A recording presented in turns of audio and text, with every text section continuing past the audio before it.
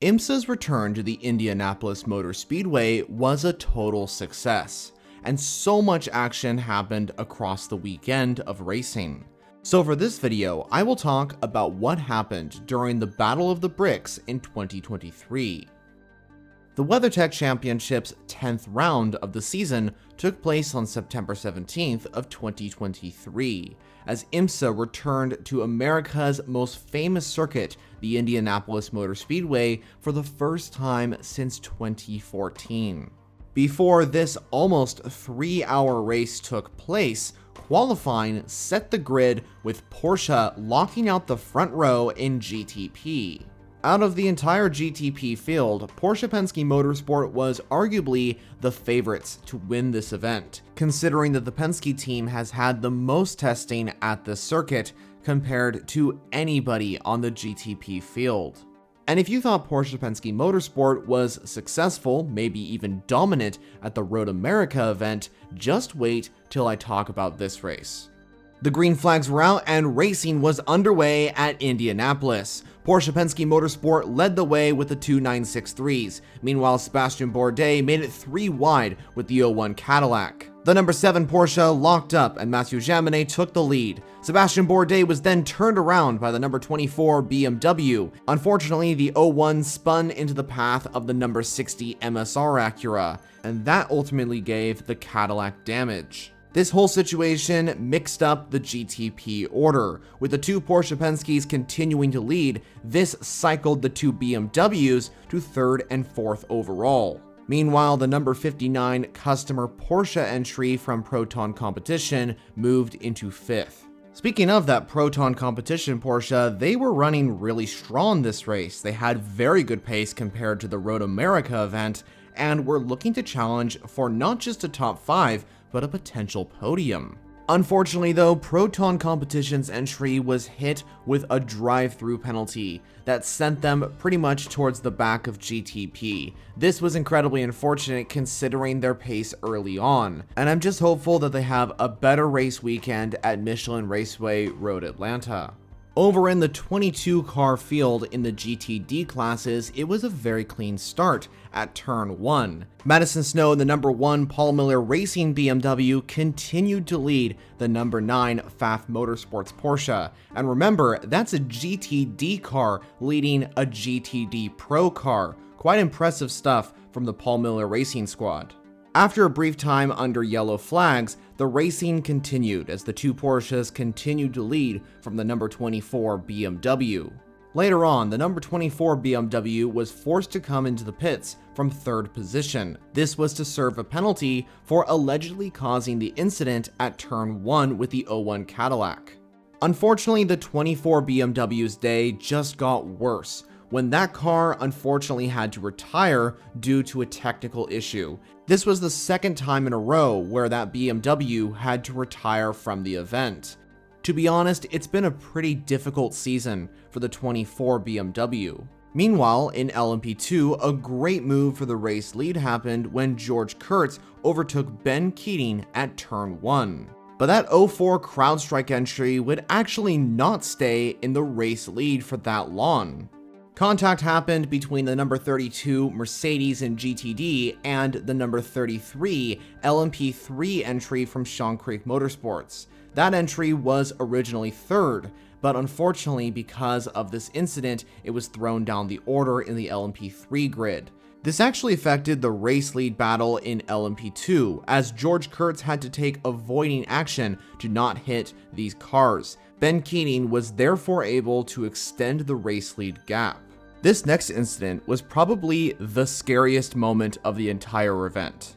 Exiting turn 14, Dwight Merriman had spun his LMP2 entry and was in the middle of the track. This was basically at a blind corner, so nobody was able to see this entry stuck in the middle of the track. Many drivers had quite the scare trying to navigate around this entry. One of these drivers to take avoiding action was George Kurtz in the 04 CrowdStrike entry. He just barely missed that LMP2 car. And also keep in mind, this is at the entrance to the long straight, meaning cars are already building up speed. So to be traveling over 100 miles per hour and have enough reaction time to just barely miss that LMP2 entry proves what a good job George Kurtz did to avoid that crash.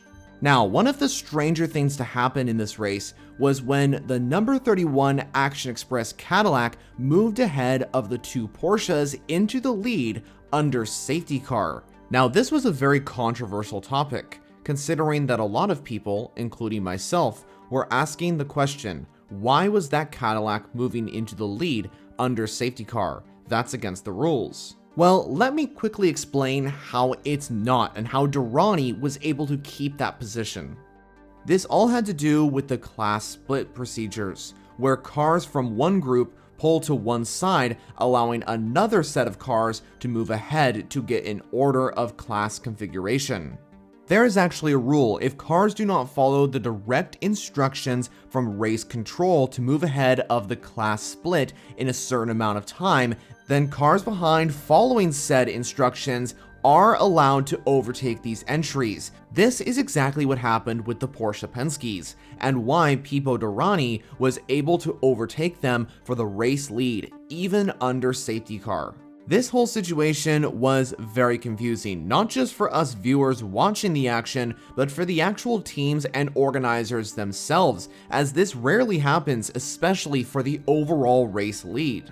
Soon, it was officially indicated from race control that the number 31 Whelen Engineering Cadillac would start at the front of the safety car restart, with the number 6 Porsche in second and the number 7 in third. Even though this whole situation was pretty confusing, this actually did not affect Porsche's race finishing positions. In fact, it actually made the whole race more entertaining, as coming up, this would give us a pretty cool overtake from the Porsche Penske crew. The Porsches were chasing down the Action Express Cadillac for the race lead, and at turn 1, the 31 Cadillac locked up, and Felipe Nasr seized the opportunity to make the move on the car. With Nasr pulling away, Nick Tandy also made a move on the 31 Cadillac, and this all happened in the same complex of corners.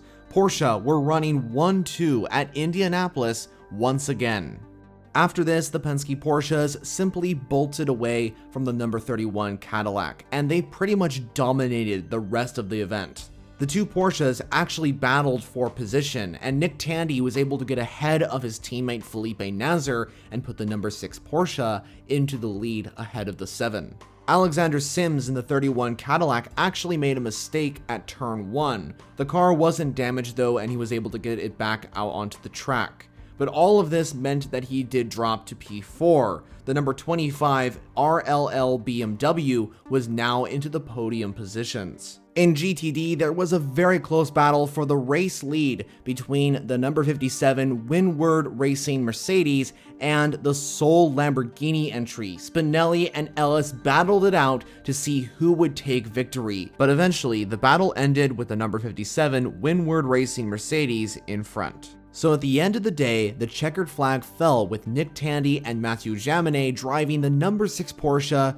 to take victory at Indianapolis Motor Speedway. The number 7 factory Porsche was able to claim second, allowing Porsche Penske Motorsport to claim their first ever 1-2 race result in the 2023 IMSA season. The number 25 RLL BMW finished out the podium in GTP. In LMP2, it was TDS Racing that took victory, with WEC Peugeot 9X8 driver Mikkel Jensen driving the number 11 entry across the line in first.